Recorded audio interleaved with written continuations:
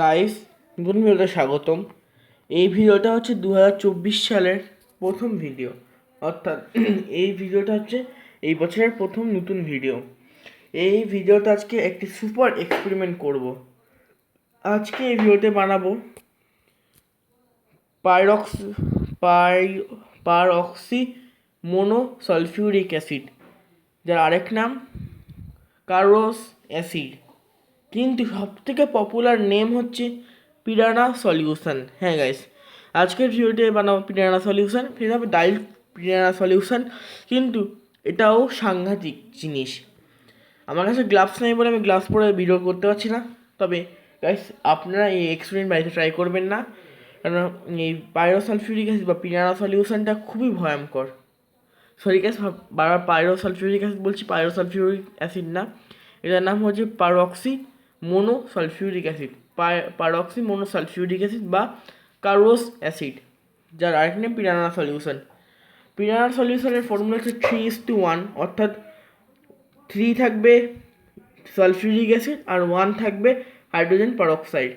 এটা হচ্ছে sulphuric acid, যার স্পেসিফিক গ্র্যাভিটি হচ্ছে মানে যার অ্যাসে হচ্ছে না, দেখতে পাচ্ছেন, দেখতে পাচ্ছি আমি 96.5%। এটা হচ্ছে অ্যাসে, এবং হাইড্রোজেন পারঅক্সাইড হচ্ছে উপরে দাঁড়ান।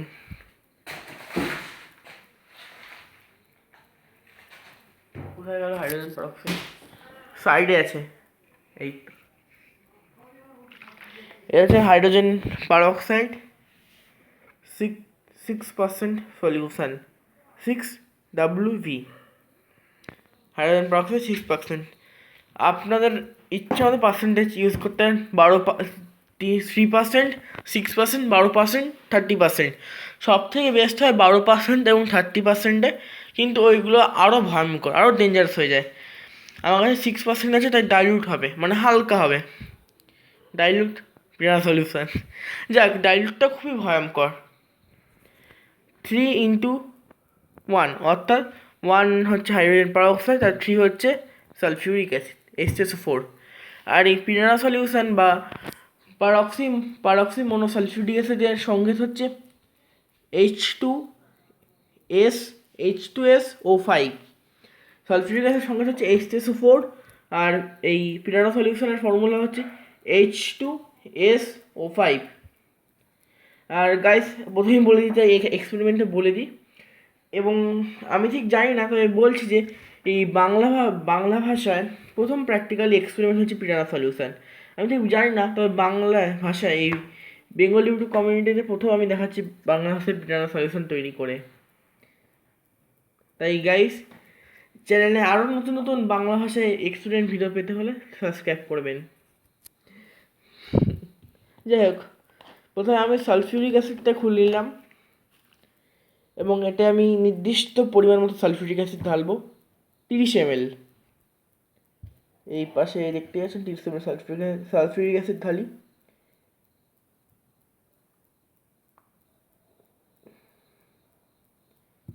সালফিউরিক অ্যাসিড ঢালা হয়ে গেছে গাইস,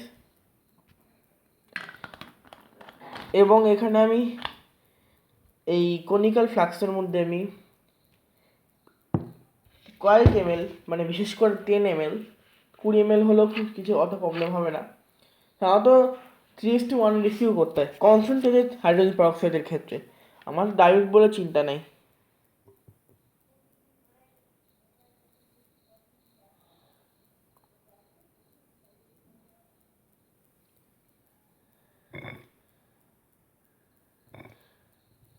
মিশিয়ে নিয়ে ফেলেছি। এবার এই যখন আমি হাইড্রোজেন পারঅক্সাইডটা মিক্স করব সালফিউরিক অ্যাসিডের মধ্যে, এটা হবে এক্সোথার্মিক রিয়াকশন, অর্থাৎ তাপমোচী বিক্রিয়া, অর্থাৎ এখানে খুবই টেম্পারেচার বেড়াবে। তাই আমি একসঙ্গে ঢালবো না, আস্তে আস্তে ঢালবো। আপনাদের দেখাই, দেখুন ধোঁয়া বেরাচ্ছে, মানে জলীয় বাষ্প বেরোচ্ছে, দেখতে পাচ্ছেন। ঢালবো আর নাড়বো হবে যে থাকে। আর এই পিরানা সলিউশনটা খুবই ভয়ঙ্কর, আনস্টেবল। একবার ঢেলে দিয়ে দেখাই আপনাদেরকে। গাইস, ঘরের মধ্যে এক্সপেরিমেন্টটা করা খুব বিপজ্জনক, তাই বাইরে চলে এলাম। এটাই হচ্ছে আমার পিরানা সলিউশন। এবারে যে একটা লঙ্কার টুকরো দেবো, দেখছেন গাইস, আমি একটা লঙ্কাকে স্যাক্রিফাইস করব আমার এক্সপেরিমেন্টে। দিলাম, দেখেন কি হয়।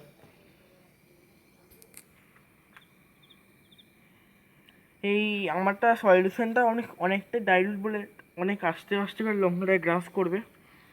কিন্তু পিরানা সলিউশন ধর্ম হচ্ছে যে কোনো অর্গানিক সাবস্টেন্স, যেমন আমার হাট হোক, লঙ্কা হোক, কাগজ হোক, কোনো কাঠ হোক, সেলুলোস দিয়ে বা যে কোনো অর্গানিক সাবস্টেন্সকে এই পিরানা সলিউশন গ্রাস করে এবং নষ্ট করে দেয়। কিন্তু আমার সলিউশনটা অনেক ডাইলুট বলে খুবই আস্তে আস্তে করছে।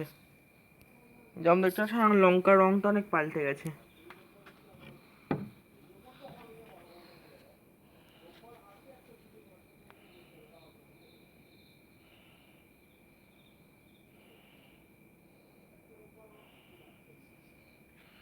এবং এটাও এখন খুব ভয়ঙ্কর, আপনাকে পরীক্ষা দেখায়।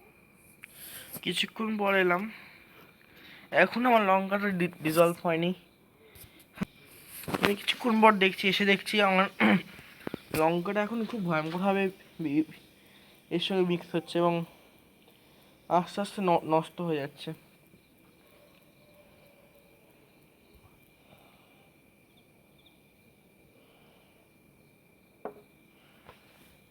কিছুক্ষণ বসে দেখি।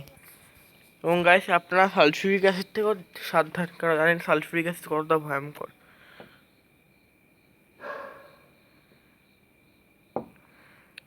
দেখেন কি হয়। অনেকেই যারা ভিডিও দেখেছেন তারা জানেন, যারা আমার ভিডিও দেখেন বা দেখেছেন তারা জানেন সালফিউরিক অ্যাসিডটা কত ভয়ঙ্কর। তাই গাইস, এটা একটা strong oxidiser sulphuric acid.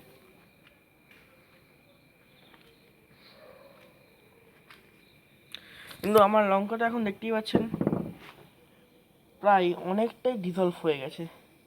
Total লঙ্কাটা এরকম, লঙ্কার বিছনগুলো মানে বিচিগুলো দেখতে পাচ্ছেন, বীজগুলো এরকম ভাসছে আর বাকি অংশ ডিজলভ হচ্ছে।